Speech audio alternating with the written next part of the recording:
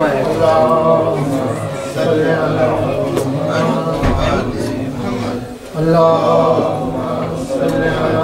محمد وآل محمد.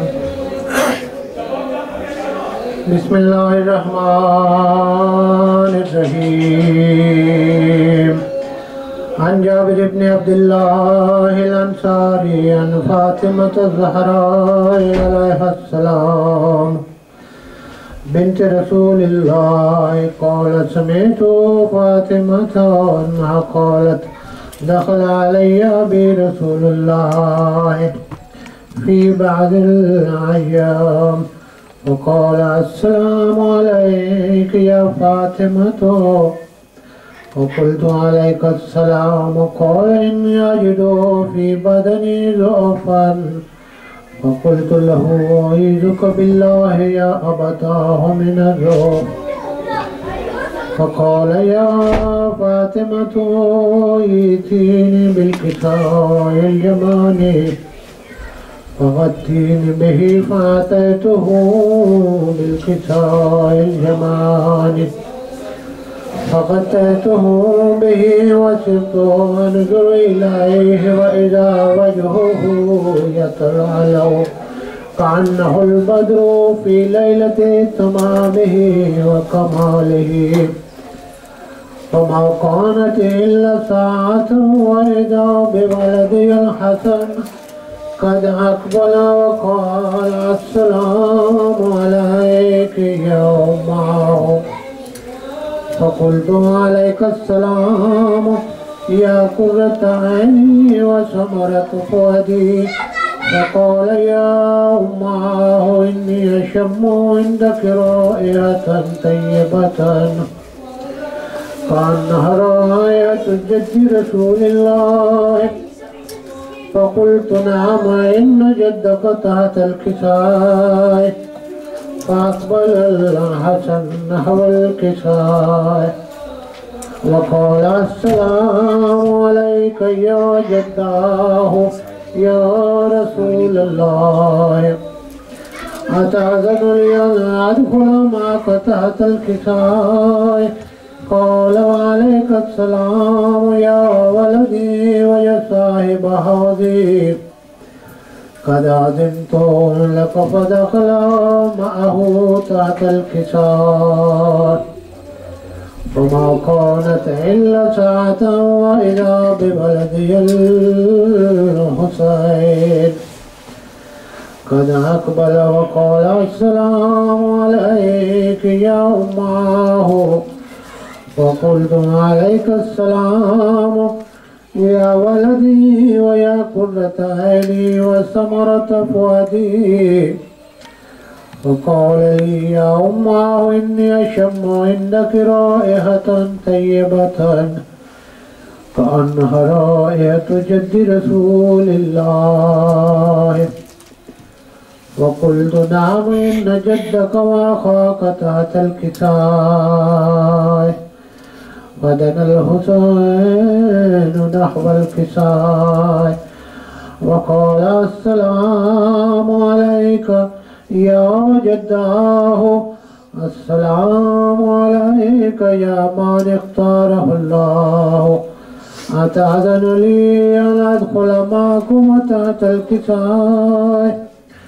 فقال وعليك السلام يا ولدي ويا شافع أمتي قد أذنت لك. فدخل معهما تحت الكساء فأقبل عند ذلك أبو الحسن علي بن أبي طالب وقال السلام عليك يا بنت رسول الله. فقلت عليك السلام يا أبا الحسن ويا أمير المؤمنين. فقال يا فاطمة إني أشم عندك رائحة طيبة كأنها رائحة أخي وابن عمي رسول الله. فقلت نعم ها هو مع ولديك تحت الكساء. فأقبل علي نحو الكساء وقال السلام عليك يا رسول الله أتأذن لي أن أكون معكم تحت الكساء؟ قال له عليك السلام يا أخي ويا وسيي وخليفتي وصاحب اللواء قد أذنت لك. فدخل علي تحت الكساء ثم أتيت نحو الكساء وقلت السلام عليك يا أبتاه يا رسول الله أتأذن لي أن أكون معكم تحت الكساء؟ قال وعليك السلام يا بنتي ويا بناتي قد أذنت لك. فدخلت تحت الكساء فلما اكتمل جميعا تحت الكساء أخذ بي رسول الله بطرفي الكساء وأومح بيده اليمنى إلى السماء وقال اللهم إن هؤلاء أهل بيتي وخاصتي وحامتي لحمهم لحمي ودمهم دمي يعلمني ما يعلمهم ويحزنني ما يحزنهم. أنا حرب لمن حاربهم وسلم لمن سالمهم وعدو لمن عادهم ومحب لمن أحبهم. إنهم مني وأنا منهم فاجعل صلواتك وبركاتك ورحمتك وغفرانك ورضوانك علي وعليهم وأذهب عنهم رجسا وطهرهم تطهيرا.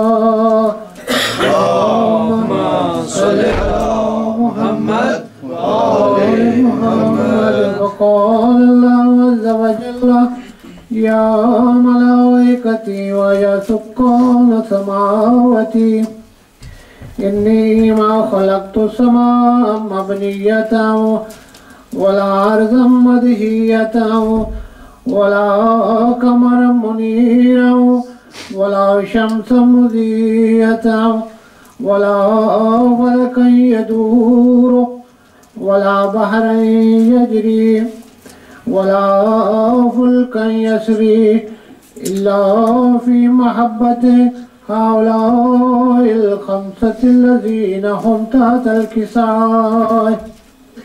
فقال الأمين جبرائيل يا ربي ومن تحت الكساء؟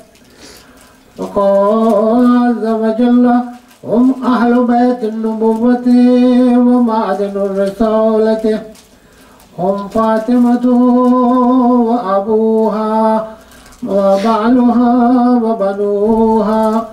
فقال جبرائيل يا ربي أتأذن لي أن أهبط إلى الأرض ليكون معهم سادسا؟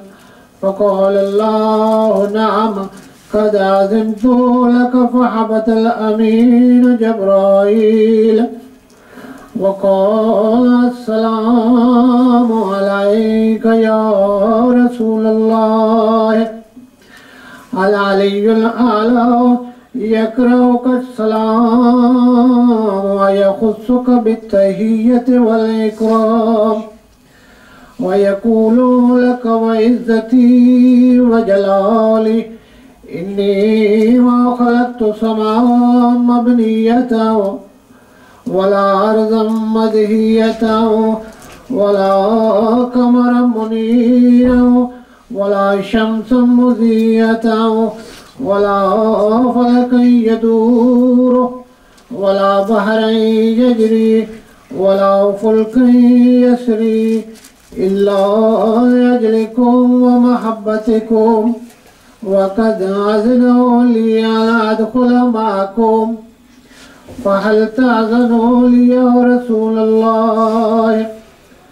فقال رسول الله: وعليك السلام يا أمين وحي الله، إنه لم قد عزمت لك. فدخل جبرائيل معنا تحت الكساء فقال لأبي: إن الله قد أوحى إليكم يقول: إنما يريد الله أن يذهب عنكم الرجس أهل البيت ويطهركم تطهيرا.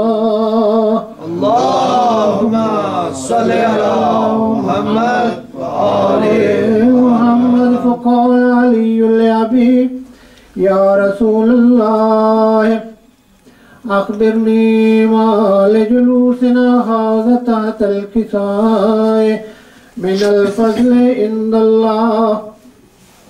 فقال النبي صلى الله عليه وآله: والذي بعثني بالحق نبيا واصطفاني بالرسالة نجيا، ما ذكر خبرنا هذا في محفل من محافل أهل العرش، وفيه جمع من شيعتنا ومحبينا، إلا نزلت عليهم الرحمة وحفت بهم الملائكة واستغفرت لهم إلى أن يتفرقوا. فقال علي عليه السلام: إذا والله فزنا وفاز شيعتنا ورب الكعبة. فقال أبي رسول الله صلى الله عليه وآله: يا علي، والذي بعثني بالحق نبيا واصطفاني بالرسالة نجيا، ما ذكر خبرنا هذا في محفل من محافل أهل العرش، وفيه جمع من شيعتنا ومحبينا، وفيهم مهموم إلا وفرج الله همه، ولا مغموم إلا وكشف الله غمه، ولا طالب حاجة إلا وقضى الله حاجته.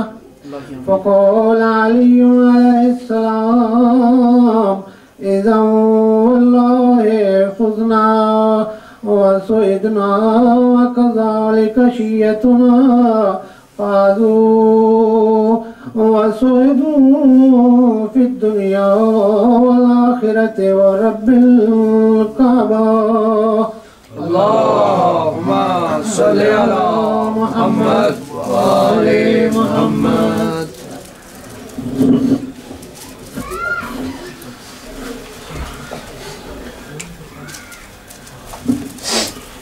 Brothers and sisters, Assalamu alaikum wa rahmatullah.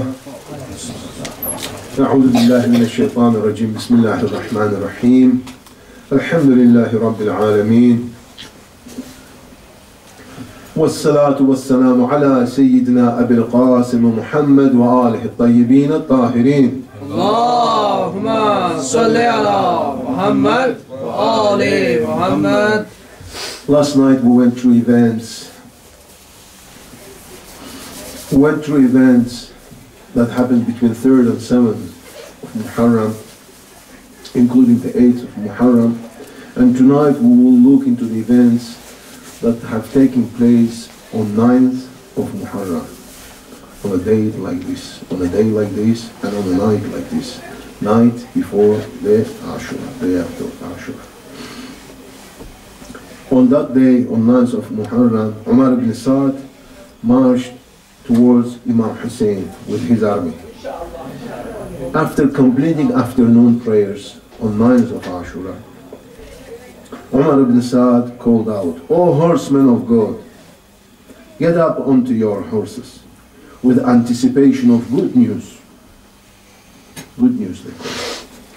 He rode along with them until they approached the camp camp of Imam Hussein alayhi salam and his followers. They saw Hussein seated in front of his tent, leaning on his sword, while he dozed off on his knees. His sister Zainab alayhi salam heard the sound of oncoming army. She approached her brother and said, "My brother, do you not hear the sound of the army coming toward us?"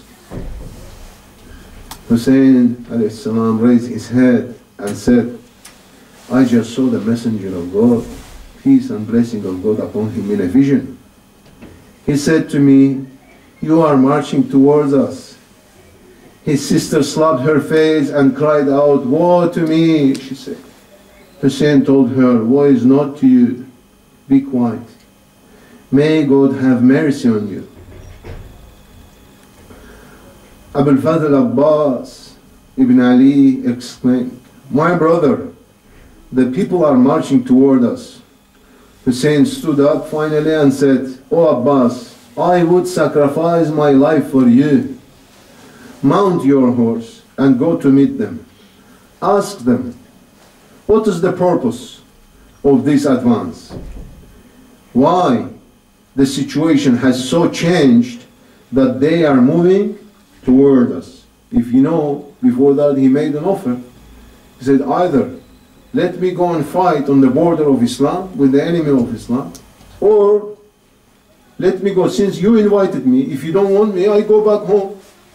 Let me go back. Or if you think I should pledge allegiance to Yazid, la'natullahi alayhi, then let me go and meet him." And the matter was solved as far as everybody is concerned. And Ubaydullah ibn Ziyad was going to accept this until Shimr la'natullahi alayhi fueled his emotion by saying, "No, don't let him go. Nail him. He's in your clothes. Don't let him out." So he said to his brother, "Go and find out what's the matter. Why they have changed their mind?" Abbas, together with 20 horsemen, moved towards the advancing army. Among his followers was Zuhair ibn Qayn and Habib ibn Muzahir, great of ashab, great of followers of Imam Hussein alayhi salam. Abbas asked them, "Why has situation changed and what are your intentions?" They answered, "A directive has come from the governor," which is Ubaydullah ibn Ziyad, governor of Kufa, "that we should offer you the choice between submission to his authority or engagement in the battle." Abbas said, "Do not rush into anything. Behold, I have had a chance to notify Abu Abdullah of your position." The advancing group stopped and said, "Go and notify him, then tell us what he says."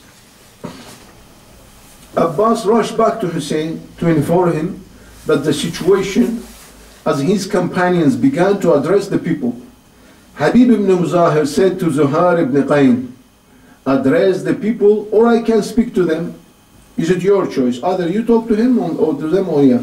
Zuhair asked Habib to start with the address. Habib told the people, "By God, how evil will the people be viewed tomorrow in the sight of God, those who will be in his presence after killing the progeny of his prophet and his family, peace and blessing of God upon them, the devotees of this town, the constant worshippers of God at right and who remember God often." Don't think that people did not regret it. They killed Imam Hussein and then regretted it. Then they start to cry. What have we done? We spilled the blood of Son of God, Son of Prophet of the God. Azra ibn Qais replied, "You claim great purity for yourself." Zuhair said to him, "O Azra, surely it is God who purified and guided them. Those be God's conscience, for I am a sincere advisor. Azra, I implore you in the name of God, not to be among those who help the misguided ones into killing pure souls." He replied, "Zuhair, in our view, you were not from among the Shia of this family. You were of the supporter of the party of Uthman. Now that really historical events that leading to that are important, yeah? Because this Bani Umayyah always claimed that they were restoring the Mazlum Osman. However, it was their conspiracy that caused Osman to be killed, and Shia of Amir al-Mu'mineen were trying to save him from being killed. Not because he was a righteous Khalif, no. Of course, surely he have usurped the vice, haqq of Imam, has taken it from his hand. But because it was wrong to kill somebody in such a criminal manner, so they wouldn't allow that if they could. Zuhair said, are you not presumptuous about my affiliation? I never been affiliated with Uthman ibn Affan. By God, I was not among those who ever wrote to him letters to send messengers with promises of help and support. It was only by coincidence that we crossed paths. When I saw him, he caused me to remember the messenger of God, peace be and blessing upon him, and his status in relation to him. I knew well his enemies and your party. Then I reflected and realized that I should help him and become a member of his party, lay down my life to safeguard his, in order to preserve the abundant message of the truth of God and his messenger, peace be upon him. When Abbas brought the ultimatum from Umar ibn Saad, Hussein said, Abbas came back to Hussein and said, look, this is the ultimatum. Either you submit or they will fight us. Hussein said, go to them and if possible, cause them to postpone until tomorrow morning. So on the afternoon, Asr of this day, he said, postpone until tomorrow morning. So that we may devote tonight for prayers to our Lord, supplications and seeking of forgiveness. So Imam Hussein knows it's his last night with his companion. He wants to spend his last night praying. That's why it's mustahab, brothers and sisters, to spend this night praying. And they say, whoever spends this night, does not sleep this night, we have a riwayah, and spend this praying and supplicating, he will be resurrected, washed by the blood of Imam Hussein alayhi salam, along with shuhada of Karbala. This is the ajr of worshipping this night. So that we may do it. He knows that I have always loved performing prayers to him. Said, Uhibbu salah. Ana uhibbu salah, he used to say. Reciting his book, supplicating him profusely, and seeking his forgiveness. Abbas conveyed this message back to Umar ibn Saad, who asked Shimr, La'natullah alayhi, what do you think about this proposal of Hussein? Shimr replied, search for your own decision, as you are the governor and decision rests with you. You know, at this time, Shimr and Umar ibn Saad, they were in enemyhood already. Would that I had not to decide. Then he approached the people and asked them for their opinion. So Shimr was insisting, let us get him now. Don't give him even this opportunity. Don't let him even pray. He approached his people and asked. Amr ibn Hajjaj ibn Salama responded, glory be to God. Even if they were from Dayalam, and Dayalam was a people that they were originally, this army was sent to subdue the army of Dayalam, or people of Dayalam, and had requested a short reprieve, you would be duty bound to grant their request. This is normal. Somebody asks you for a break, you give him a break, no matter who it is. Qasim ibn Ash'ad asserted, grant them their request. By my life, you should commence fighting in the morning.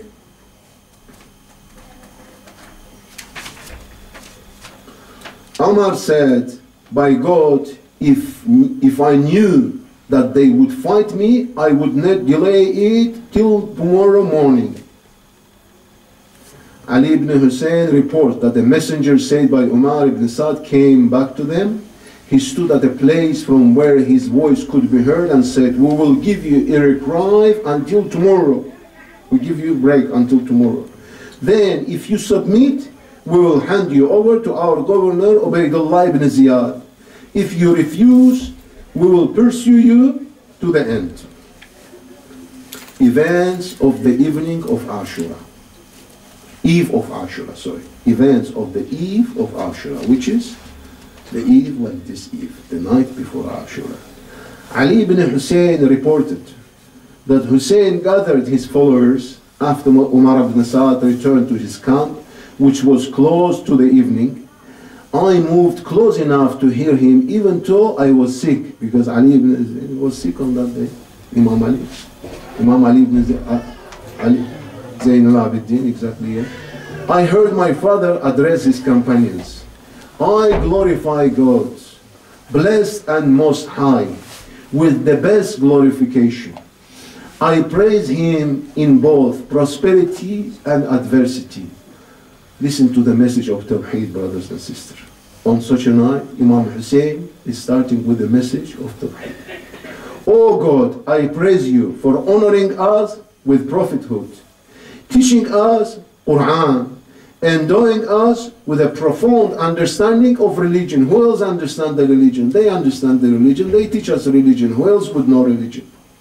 You have enabled us to see, hear, and reflect, and you have not made us polytheists. You made us monotheists, not polytheists, monotheists, which worship one God. I know of no followers more superior and righteous than my followers on this sad night, very sad night. I can give you one good message. Imam Hussein is saying there is no followers better than us, his followers. Alhamdulillah, alladhi ja'alana min ash-shi'ati Imam Hussein. Praise be to God that made us from Shi'ati Imam Hussein. We could have been Wahhabis, God forbid. Or I don't know a family more pious and closer knit than my family. May God bestow you with the best of rewards. إنما يريد الله أن يذهب عنكم الرجس أهل البيت ويطهركم تطهيرا. اللهم صل على محمد وآل محمد. I believe, Imam Hussein continues, tomorrow will be our last day that will be brought about by these enemies. I have given thought to your situation. You are all justified to leave. You are absolved of your obligation to me. Use this cover of night to escape. Let each one of you take the hand of a person from my family. Then spread about in different towns until God rescues you. The people pursue me only, and once they seize me, they will stop pursuing anyone else. Look at the message of Imam Hussein alayhi salam. This is the A'immat al-Adhan. Look at the example of Tariq, Jabal Tariq. When they take Spain, he crossed over and burned the ships. No chance to escape. You either fight or die. Imam, different. Islam, the mainstream Islam that you see there and being condemned has nothing to do with Islam that Allah has sent. Islam of Ahlul Bayt never meant to subdue anybody with sword or to put anybody into any situation against their will. Amir al-Mu'minin alayhi salam could have taken Khalifa, no problem, just like this. Because he has a power more than power of all people in the world. Such fighter he was. But he didn't. Why? People didn't want it. You don't want it? I'm not going to impose it on you. That is your choice. Allah has given us choice. How can Imam break that choice? This is Allah's choice. You make your choice. Let us see what were the responses of people. So Imam Hussein offered them, go home. Don't worry. They want me. I'm here. You go home. Let us first look at the response of Hashemites, his immediate family. Abbas was the first one, Abul Fazl Abbas was the first one to speak out. Why would we ever do that? In order to remain alive after you? May God never allow that happen. Then his brothers and sons of Hassan alayhi salam and sons of Abdullah ibn Ja'far, their name is Awn and Muhammad, spoke in a similar fashion. Hussein said, O sons of Aqil, Your family has sacrificed enough with the killing of Muslims. Leave, for I give you permission. They replied, what would the people say? They would say that we have abandoned our sheikh, our master, our cousin, and the best of uncles. That we should know, that we shot no arrows with him, we shoot no arrows with him, that we throw no spears with him, that we wielded no swords with him, that we do not know about their contribution. No, by God, we will never leave you. Rather, we will offer our lives, wealth, and family to safeguard you. We will fight alongside you until we attain your goal. Life would be so distasteful after you. Response of the companions of Imam Hussein alayhi salam. Muslim ibn Afsajah stood up and said, how is it possible to leave you and before God hold that we had fulfilled your rights? By God, not until I have thrust my spear into their chests and smitten my sword so long that only its hilt remains in my hand. I will not leave you. If I have no weapon with which to fight them, I shall hurl stones at them to secure your safety until I die with you. Saad ibn Abdullah Hanafi said, by God, we will never leave you until God knows that we protected the sanctity of the departed messenger of God. Peace and blessing be upon him that is preserved in you. By God, if I knew that I will be killed and then be brought back to life and then burned alive and scattered, I would not abandon you, even if this process were repeated 70 times. How then could I not sacrifice myself for your safety when I know that there is only one death with honor which can never be cast aside? Zuhair ibn Qayn said, by God, I would love to be killed, then revived, then killed, then revived 1,000 times in this manner, if it can keep you safe with the young ones from your family. His followers spoke with unity and resoluteness, one after another. By God, we will not leave you. Rather, our life and all of our being will be offered for your protection. If we are killed, we will have faithfully carried out our pledges. That were the responses of the family and immediate followers of Imam Hussein alayhi salam. Imam Hussein on the eve of Ashura.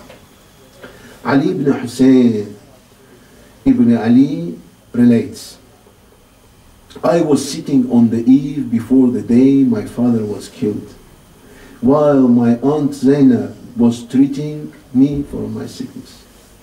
My father had returned to his tent, and with him was Huway, the Mawla of Abu Dhar al-Ghafari, who was readying his sword. My father was reciting this poem. Time, you are a shameful partner for a friend, with the message of dawn and sunset. How many companions and supporters will be killed? But time will not be content with my substitutes. The final affair rests with the majestic one. For every living being journeys back to him along the path. He repeated this passage 2 or 3 times until I realized what he meant. I was choking with tears and made every effort to resist shedding them. I kept quiet and understood that we were beset with afflictions and trials.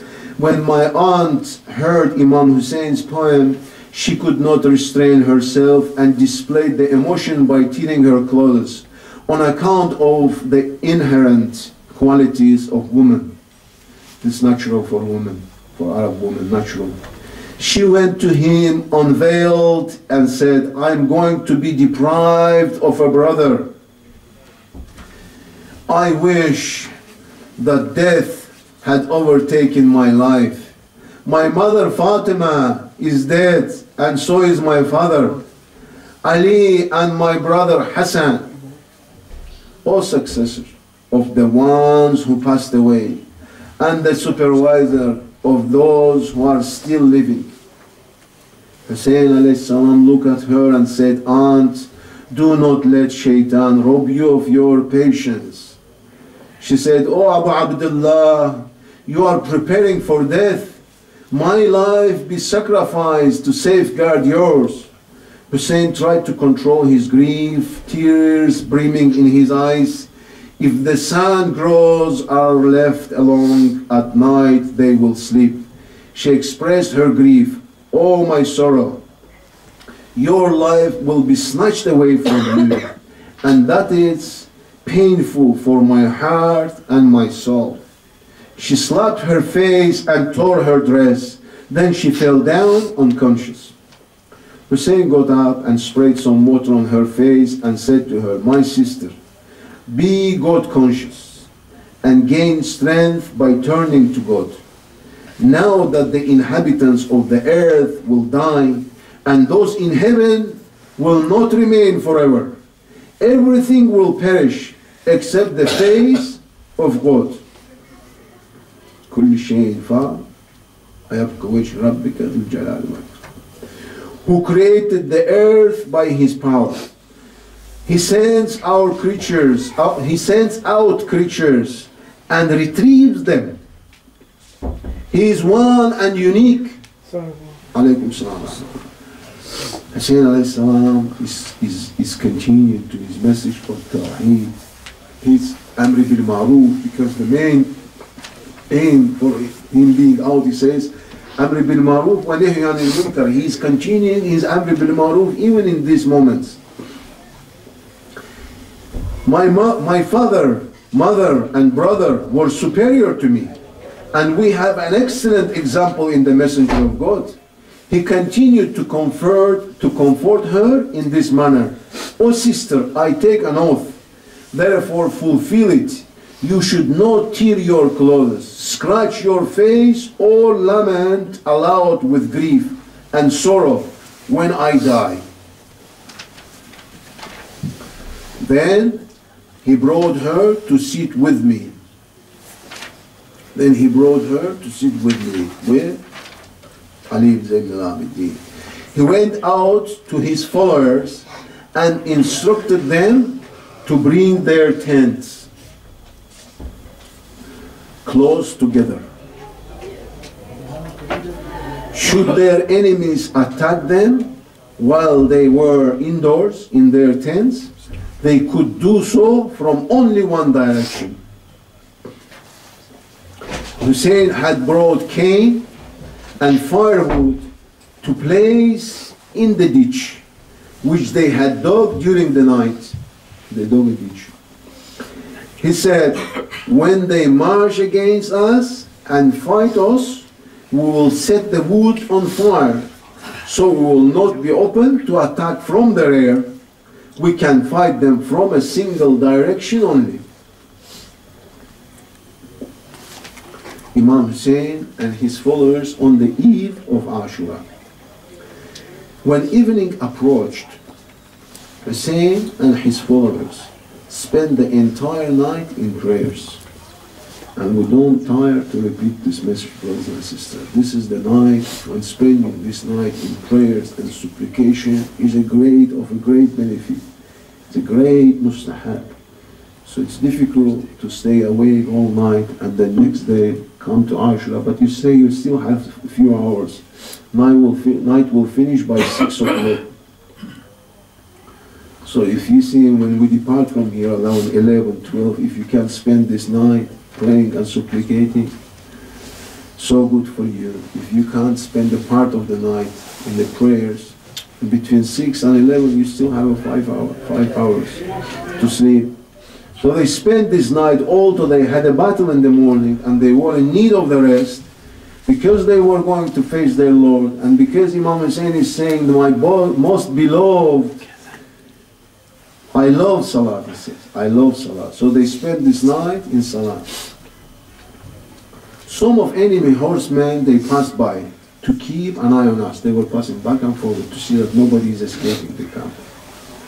Hussein said, and this is the ayah Quraniya, let not those who disbelieve imagine that it is better for their souls that we should grant them a delay. Allah is granting delay. Those who only believe, Allah knows the kafir is kafir. Moreover, He knows this kafir will live as a kafir and die as a kafir. We covered that in our Aqaid lessons a few nights ago, didn't we? Why is delaying it? Let not those think that we are delaying them to grant them a delay. We grant it only that they might increase in sinfulness. They are so wicked that we prolong with them for them, so they will get more wickedness, more sinfulness, and we will punish them more. Ayah continues, they shall have shameful doom.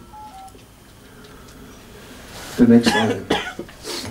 God does not leave the believers in your present state until He has separated the evil from the good.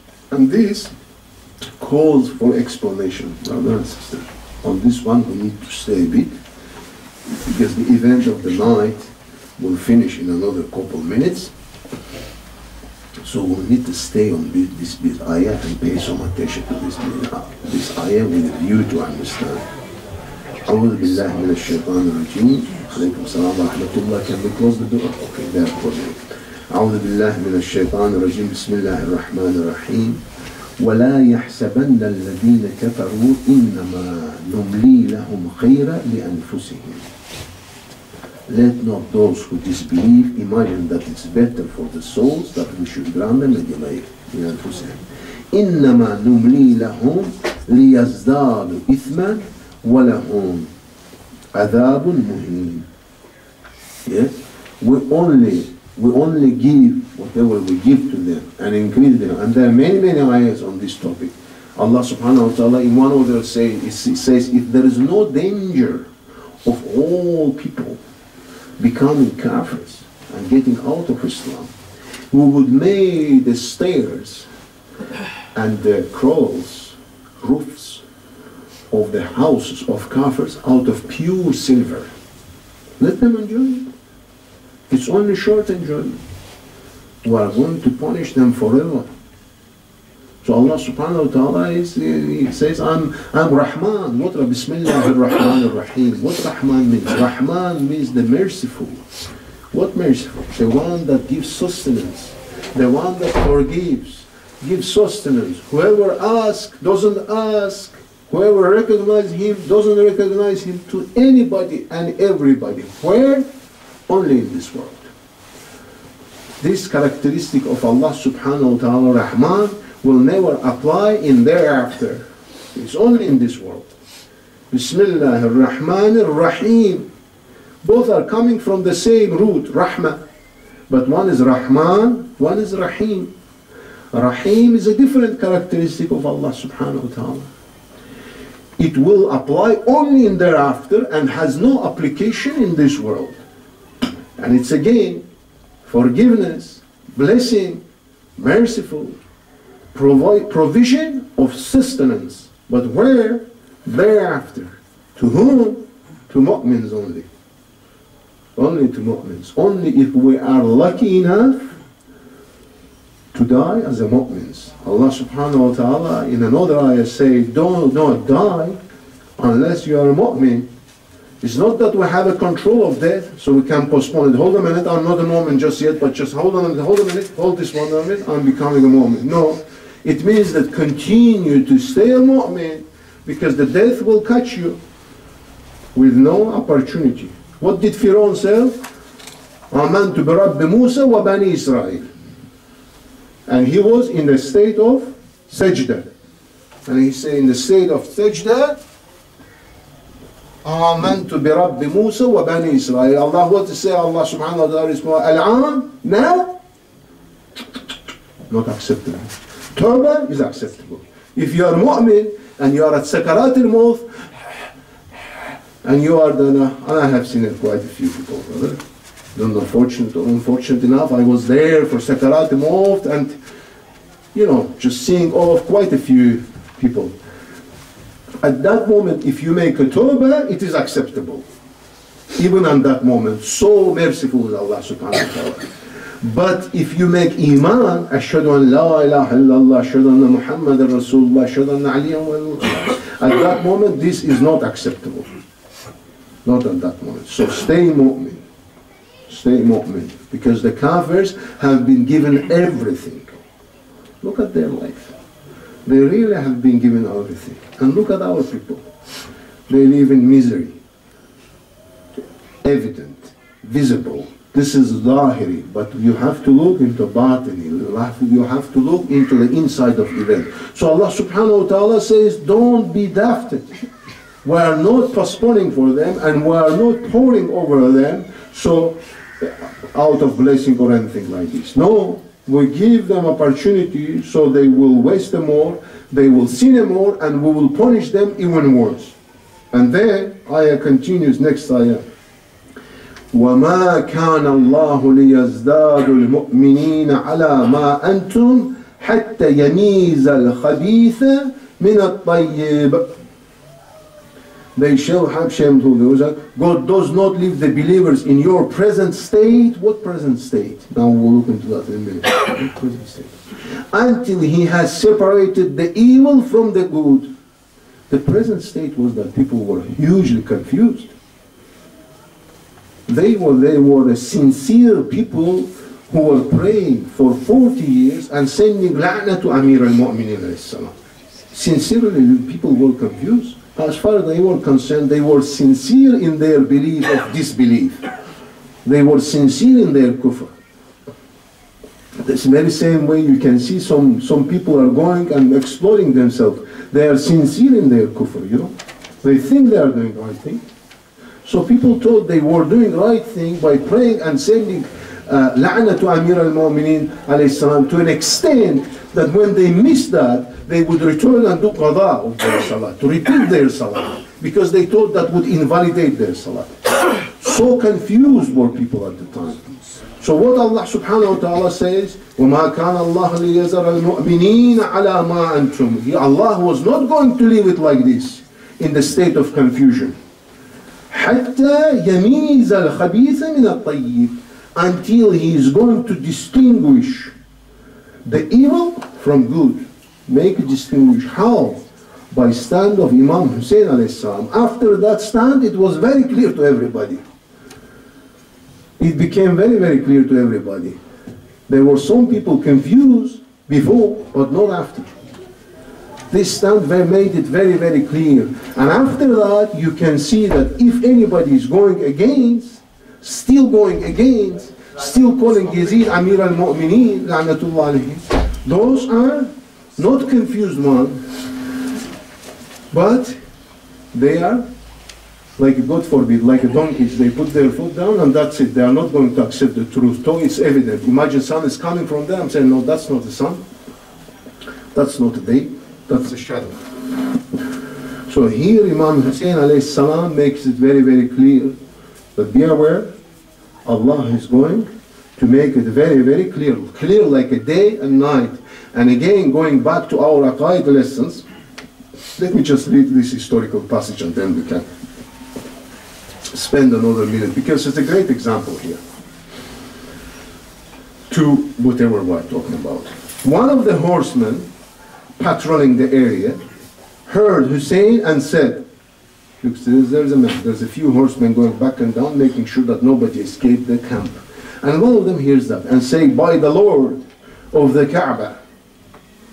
You see the exclamations and language that both sides are using, you know, they think they're there for the, by the Lord of Kaaba, by God, by Allah. I swear to Allah, you are kuffar, Allah will punish you. The confusion. by the Lord of the Kaaba, we are the righteous, we are the righteous ones, and distinct from you. So he thinks they are the kuffar. I realized who he was and asked Burayr ibn Hudayr whether he recognized that man, the one that on the horse. He says, do you recognize him? He replied in the negative. No, he says, I don't know him. I told him, he is Abu Harb Sabi, Abu Harb Sabi, who is prone to laughter and frivolity. He is known as a steadfast, brutal, and courageous fighter, who was imprisoned at the time of Sa'd ibn Qais for criminal activities. He is a former criminal. Even today, when you look at those that go and at those criminals, terrorists that go and explode themselves, look at their background. You can analyze them well. Even those that we see in England coming out there and shouting slogans, etc., calling for the destruction, etc. Look at their background. Every one of them is a criminal. Everyone. No one of them is coming from a background of mu'minin or from mu'min family. Look at their father, at their mother, at their background, at their life. One was a disc jockey, the other one was a bouncer in the pub, the third one had a criminal record, inmates, etc., etc. And that was the case back then as well. I told him he's Abu Salih, imprisoned at the time for criminal activities. Burar exclaimed, "O grave sinner, would God make you one of the righteous?" He replied, "Who are you?" Burar said, "I'm Burar ibn Hudayr." Abu Harb, this criminal guy on the horse, said, "We are from God. It pains me to see you perish." Look, he's now preaching. He's preaching. "By God you will perish." He thinks he is a kafir. He's coming against Amir al-Mu'mineen, as they call. "You will perish." Burayr responded, "Abu Harb, will you not repent to God for your grave sins? By God, we are the righteous one." Now it's Imam Hussein Ashab is talking to me. "By God, we are the righteous one, and you are the wicked. I am a witness to this." I said, what? I said, "Woe to you. Have you no knowledge to help yourself?" He, Abu Harb, and here look, he's opening his real face. That's why we say that the truth is obvious. He, Abu Harb, replied sarcastically, "May I sacrifice my life for one who used to be a drinking companion of Yazid ibn Udra?" Then Burar said, so he wants to sacrifice his life, once the one who was the drinking companion. Then Burar said, "May God demonstrate his displeasure with you, with your opinion. May God demonstrate his displeasure with your opinion at all times. You are indeed an ignorant one." Then Abu Harb left us. This horseman turned and left us. I think in the light of the ayah that we have just read, saying that Allah subhanahu wa ta'ala, and let me read it in English again, God does not leave these believers, the believers, in your present state, which is state of confusion and uncertainty. This says, "I'm Amir al-Mu'mineen." That people say here. They say, "I'm right." They say, "I'm right." State until he has separated the evil from the good. Clear separation. And that was a stand of Imam Hussein alayhi salam. If Imam Hassan alayhi salam has taken the similar stand, there wouldn't be a clear separation. People would be confused, and this was mercy of God. Why? He get a majority. These days you look at the Islam, and majority of Muslims, with the exception of few, they know very well that Yazid la'natullah alayhi, and so with mainstream Sunnah sending their la'na to Yazid. Yazid la'natullah alayhi was a drinking wine, was organizing parties in his day, and he was a bad man in all senses. And by taking this stand, Imam Hussein, first of all, made it very, very clear, and caught out this branch of nawasib, which was very widespread. Most of Muslims at the time they were nawasib, because what else you call somebody who thinks he is obliged after his salah to read la'na to Amir al-Mu'minin alayhi salam? It's nasibi. You can't find a single Muslim like this in today, can you? Have you seen anybody who traveled earth, right, left and center? Is there anybody saying la'na to Ahlul Bayt after their salah? No. But it was widespread even back then, before this stand of Imam Hussain alayhi salam. And also, official Khalifa al-Islam, who was called Khalifa al-Islam, in his official Khalifa or center of Islam, he was drinking wine and making parties. Look at the example of Christianity. Once upon a time, they were mu'mins as well. They wouldn't drink. If you have heard in Paisley, I have heard him years ago on the radio, he would say, I would never go to pub, and I would never dance or listen to music. That's what their religion calls for. And they were asking him, in Paisley, everybody knows in Paisley here, right? Or most of us do. Young generation might not know. He is the head of Church of Northern Ireland. He is there, Hujjatul Islam or Hujjatul Christian. And he would say that, and then I remember George Hook, everybody knows George Hook, no? George Hook telling him on the radio, okay, I understand, but what is your problem with music? So I understand drinking, okay, I understand drinking, but what is your problem with music? He said, okay, George, let me not go into it. He said, no, but what is the problem with dancing? He said, look, listen, dancing and music, it all leads to immorality. It's not acceptable. I have heard it with my own ears from Paisley. So their religion, in a sense, calls for the same thing. But what happened to their religion? We see priests in a church conducting gay marriage, when in the Bible you have it cleared, it's written black on white that Allah subhanahu wa ta'ala destroyed the two cities for this. How come such a huge controversy without the religion? It's written in their book, it's so obvious, we have read it all. How come they don't read it? And then you see the priest with a cover, and there's the two guys giving them the son and engaging them in a holy matrimonial in the name of God. How come? What happened to their religion? That's exactly what would happen to our religion, brothers. We would be in an exactly same spot. That would happen to every single religion of the world. And how is that this religion was going to be the last religion and Allah was going to preserve it? How?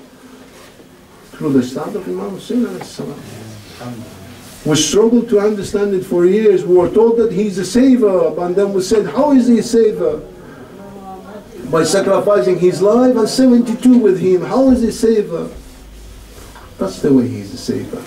We read this ayah, we look into this ayah and say Allah is going to separate like a day and night. There will be no confusion.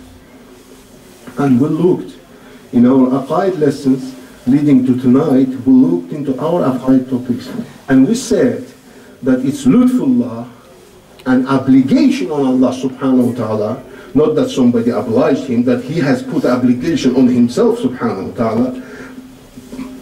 An obligation on Allah subhanahu wa ta'ala, make it very, very clear where the right is and where the wrong is. Otherwise Allah would be unjust. He wouldn't be fair. Imagine I have left you in confusion. Where is right and where is wrong? And then you choose a wrong religion, or you choose a wrong mazhab, or you choose a wrong stand. And then you come to me, and in day of judgment I'm going to punish you. And you say, Ya Rabbi, you never gave me chance to clarify it. I was confused. When boss pushing to you at work, and you are confused, you're under pressure to perform something, you say, hold a minute, I'm confused. Bang, and boss shuts up immediately. Because he knows, no matter how busy work is, now he has to take time and explain to you exactly that before he will demand it from you. You say, I'm confused, I'm not sure. That's it. He has to train you. He has to explain you. He has to show you exactly what to do. So is Allah subhanahu wa ta'ala. Because it's a part of a justice of Allah subhanahu wa ta'ala. He has to show us exactly where is the clear, Where is the true? Where is the wrong? Where is the date? Where is the not? And they say, why didn't you follow the date? So there's no confusion. So there will be no excuse. There is no excuse, brothers. It's very, very clear at the moment, and everybody can see where is the right and where is the wrong, and we are obliged and asked to follow the right. And this is thanks to stand of Imam Hussein alayhi salam. صلى على محمد وآل محمد. اللهم صل على محمد وآل محمد. The following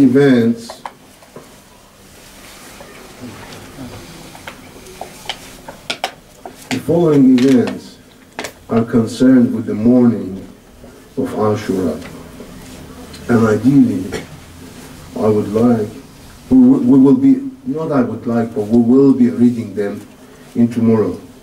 Just to announce a few things about the tomorrow morning, yeah? Sayyid Siraj here will be leading the Amal in this room, inshallah. So I will be joining Sayyid here, 11 o'clock.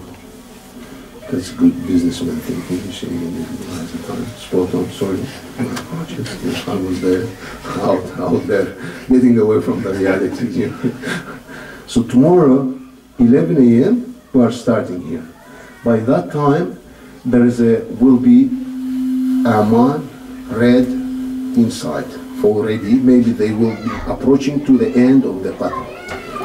Tomorrow, it is mustahab, it is haram to fast tomorrow, God forbid. Who did fast on that day? It's Banu Umayyah. In Ziyarat al-Ashura, we have in Ziyarat al-Ashura, we have a passage when it says that Banu Umayyah tabaraku bihadha al-yawm. They took this day as a tabarruk, yeah? So they thought that this day when rizq is given, they thought this is a great day when great events has happened. So they fast on this day, they celebrate on this day. What we do, the followers of Bani Hashim and followers of Ahlul Bayt alayhim salam, rather than followers of Banu Umayyah la'natullah alayhim ajma'in, what do? We abstain from food and from drink since morning. We don't fast. We don't abstain from other things that are fast related, but abstain from food and drink to commemorate the day when Ahlul Bayt alayhi salam, they were denied the food and drink. And we abstain from that until time of Asr. So try to abstain from food and drink. So we'll come here at 11, we'll start Amal. They will be distributed of the pages with Amal on them. Amal will take a few hours. Also, as a part, we will read the Maqtal of Imam Hussein. Maqtal comes from Qatl, which means the murder, and it's a story of the murder or Shahada of Imam Hussein alayhi salam and his followers. We will read the events of that day, and we will break our fast, not our fast, but we'll start to take some food. We'll take some food here after time of Asr, as it is mustahab. And it's mustahab to take a little bit of water, to take a very, very simple food, like yogurt or milk or bread or something simple, rather than having the feast and having a meat and having a chicken. So you will remember that the day when the Ahlul Bayt alayhi salam were denied the food and drink. It is mustahab to spend this day in sorrow and to spend this day mourning as you would do to the most beloved child if your child has passed away, because the love of Ahlul Bayt has to preside the love of our own children, of our own family. The working on this day and providing for one's family is prohibited. It is highly discouraged. So one should not provide for his family on this day. One should stay away from any worldly affairs on providing for his family. engaging in laughing or telling the pleasant stories or laugh or enjoying a day is forbidden and prohibited on that day. We should engage on that day. We should not engage in any games, not playing games or spending the time in useless conversation, meaningless conversation, what is called lahu wa la'ab. Spending the time in lahu wa la'ab is prohibited on that day. As for this night, for the coming night, there is a few a'mal that is mustahab. 100 rukat namaz is mustahab. Yes, for each rukat it's mustahab to read Qul Huwallah 3 times, and if you do, it will take about 3 hours to do this namaz. But if you can do this namaz by not reading any Qul Huwallah, by just reading Fatiha, and by reading 1 salam at the end, if you do that, it won't take even an hour. And supplications are mustahab, and ziyarat is mustahab. Allahumma salli ala Muhammad wa ali Muhammad. Allahumma salli